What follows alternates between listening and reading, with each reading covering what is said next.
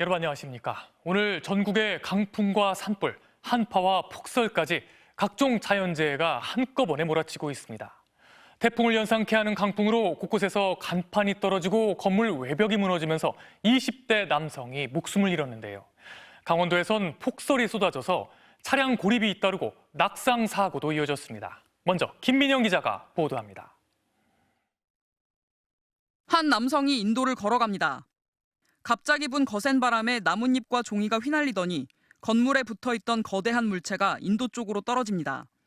오늘 낮 2시 20분쯤 경기 의정부 호원동의 인도에서 가로 8m, 세로 1.2m 크기의 간판이 강풍을 견디지 못하고 떨어졌습니다. 천둥 치는 소리처럼 건물이 아예 좀 떨어져가지고 간판이랑 무너졌더라고요. 네. 마침 앞을 걸어가고 있던 20대 남성이 그대로 깔렸고 현장에서 숨졌습니다. 돌하고 이제 합판하고 이 조립식 판을 걷어내니까 이제 사람이 밑에 깔려 있더라고요. 사고가 날 무렵 이 지역에선 최대 순간 풍속이 초속 12.4m였던 것으로 관측됐습니다. 비슷한 시각 서울 구로구 오류동. 한 건물에서 거대한 철골 구조물이 아래로 뚝 떨어집니다. 유리 외벽도 산산조각이 났습니다. 근처에 있던 배달 노동자가 파편에 맞아 이마와 팔 등을 다쳤습니다. 셀 같은 거, 기둥 같은 거 그런 게 떨어지면서 파편들 때문에 이제 헬멧이 다 찍히고 옷이 다 찢어지고 막 피 나고 그러지만 음식 걱정을 하더라고요. 경기 부천에 있는 오피스텔입니다. 위태위태하게 붙어있던 건물 외장재가 흔들리더니 강풍을 견디지 못하고 지상으로 떨어집니다. 인천 계양에서는 상가 건물 간판이 떨어지면서 아래에 있던 차량 2대가 파손됐습니다. 경기 고양에서는 아파트 옥상 외장재가 뜯겨져 나가면서 소방대원이 긴급 출동해 복구에 나섰고 충남 천안 아산역에서는 천장 시설물이 승강장으로 떨어졌습니다. 이 밖에도 유리로 된 상가 출입문이 박살나고 건물 간판이 떨어지거나 주택 지붕 구조물이 통째로 날아가는 사고가 잇따랐습니다. 접수된 강풍 피해는 서울 370여 건, 경기 500여 건입니다. 서울에서는 6명이 다쳤고 경기 지역에서는 1명이 숨지고 4명이 다친 것으로 집계됐습니다. 제주국제공항에서는 강풍경보로 국내선 항공편 20편이 결항됐습니다. MBC 뉴스 김민영입니다. 다음 소식입니다. 어제로 예정됐던 윤석열 전 대통령 등 내란 피고인들에 대한 구형이 다음 주로 미뤄졌습니다. 내란 피고인 측 변호인들이 노골적으로 시간을 끌다 밤이 되자 비몽사몽인 상황에서 변론을 할 수 없다며 버틴 건데요. 이를 지켜보던 윤 전 대통령은 웃거나 졸고 있는 모습이었습니다. 강은 기자가 보도합니다. 내란 우두머리 혐의를 받고 있는 윤석열 전 대통령 등 8명 피고인에 대한 결심 공판이 12시간 가까이 진행되던 어젯밤. 지규현 재판장이 추가 기일 지정을 언급합니다. 다음 일정을 잡을지 말지 좀 정한 다음에 그다음에 말씀을 드릴게요. 그 한번 생각해 보신 다음에 계속해서 진행할까요? 그리고 10시쯤 윤 전 대통령 측 진술과 구형을 위한 결심 공판 기일을 다시 잡기로 결정했습니다. 재판부는 앞서 김용현 전 국방부 장관 변론이 끝나지 않아 재판이 새벽까지 계속될 상황이었는데도 강행 의지를 보였습니다. 작년 여름 무렵부터 원래 12월 말경에는 종결한다고 했었습니다. 피고인 측도 휴정기 안에는 원래 종결하겠다고 약속을 이미 하셨었습니다. 하지만 윤 전 대통령 측은 밤샘 공판에서 변론이 어렵다고 주장했습니다. 가장 중요한 윤석열 대통령의 변론을 모두 비몽사몽인 상황에서 중요한 변론을 그 시간에 한다는 것은 좀 맞지 않다고 생각이 됩니다. 결국 윤 전 대통령을 제외한 나머지 피고인 변호인들의 의견 진술만 듣고 공판은 자정을 넘겨 종료됐습니다. 윤 전 대통령은 길어지는 재판에 눈을 감은 채 졸기도 했고 휴정 시간엔 김 전 장관 측 변호인들에게 다가가 잘하고 있다며 격려했습니다. 특히 김 전 장관 측이 비상계엄 당시 안기령 청와대 부대변인이 계엄군 총부를 손으로 막는 영상을 재생하자 실소를 터뜨리기도 했습니다.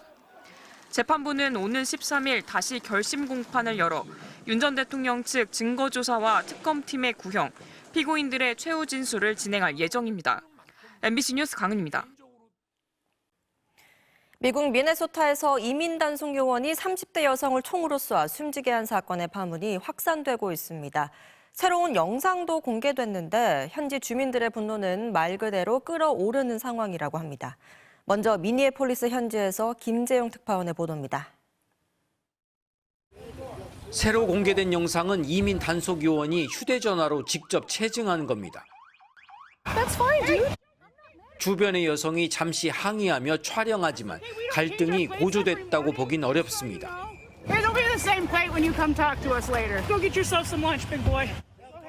차량이 살짝 후진한 뒤 떠나려는 순간 총격이 가해집니다. 요원을 들이받으려 해 정당방위를 했을 뿐이란 정부 설명과는 다른 정황이 또 드러난 겁니다. 분노는 확산되고 있습니다. 주택가인 사고 현장엔 추모 인파가 몰렸습니다.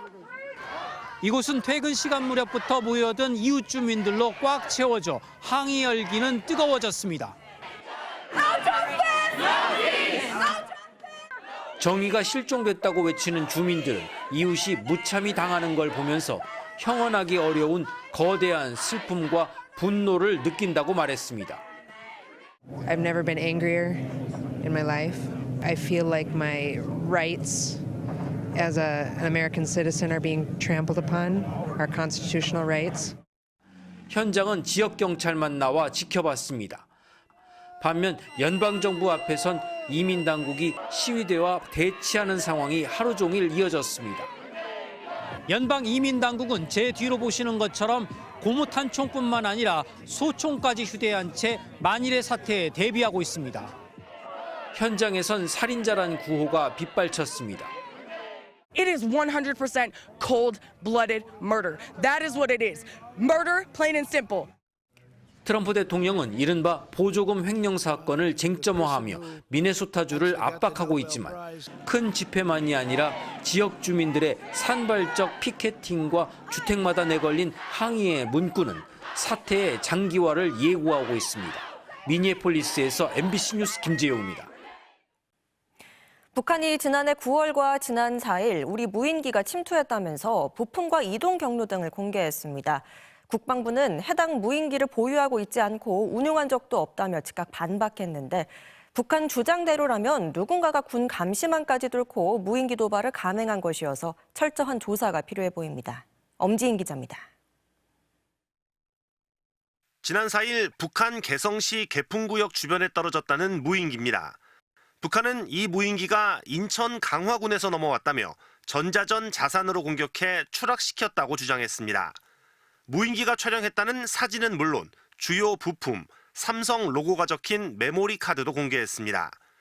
또 지난해 9월 27일에도 파주 적성면에서 무인기가 침투해 개성 장풍군에 추락했다며 반드시 대가를 치를 거라고 위협했습니다. 무인기에 의한 주권 침해 도발을 또다시 감행한 데 대하여 대가를 각오해야 한다. 북한은 민간인 출입이 통제되는 곳에서 별다른 감시도 없었다며 군을 배후로 지목했는데 국방부는 즉각 북한이 주장하는 일자에 무인기를 운용한 사실이 없다고 반박했습니다. 북한이 공개한 무인기는 윤석열 정부 당시 비상계엄 선포를 앞두고 도발을 유도하려고 보낸 것과는 외형적으로 다소 차이가 있으며 군이 보유한 기종과도 다른 걸로 파악됐습니다. 해외 직구로 충분히 구매할 수 있는 부품들입니다. 상용 부품들이 대부분 조합되어서 군용으로는 보이지 않습니다. 군은 민간 영역에서 쓰는 중국산 제품일 가능성에 무게를 두고 무인기를 식별하지 못한 이유 등을 조사하고 있으며 북한을 도발하거나 자극할 의도가 없다고 거듭 강조했습니다. MBC 뉴스 엄지인입니다. 이른바 위장 미혼으로 로또 아파트 부정청약 의혹이 불거진 이해운 기획예산처 장관 후보자 관련 논란이 커지고 있습니다.